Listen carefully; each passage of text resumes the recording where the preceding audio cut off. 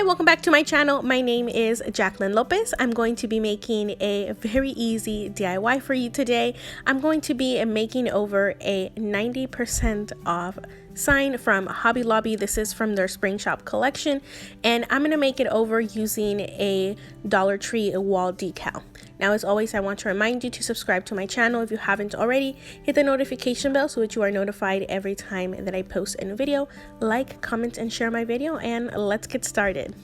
The supplies for this DIY are very easy, things I usually have in my stockpile. First of all, I'm using this large sign from Hobby Lobby. I'm using apple barrel acrylic paint in antique parchment, a chip brush from Michaels, and then this beautiful wall decal from Dollar Tree.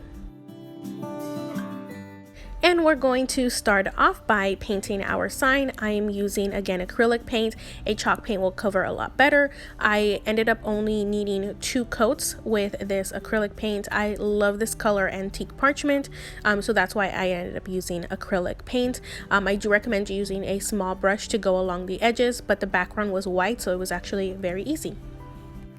Now that our paint is dry, we're moving on to our second and final step, and that's just deciding where to put your wall decal and placing it on. I love the look of a large sign with a small quote on it, so I decided to add it to this corner here. You can remove the air bubbles with like a little squeegee. I'm just doing it with my hands, and this is the outcome. I absolutely love it. I just put it here for pictures, but I think I'm loving it here. Let me know in the comments down below if I should keep it here. I love, again, the sign, but mainly I love that it's just a Dollar Tree decal. So once I am over this, I can just remove it, add some other decal to it, or maybe write on it. Let me know if you want a tutorial on some tips and tricks on how to write on a sign without using a vinyl cutter.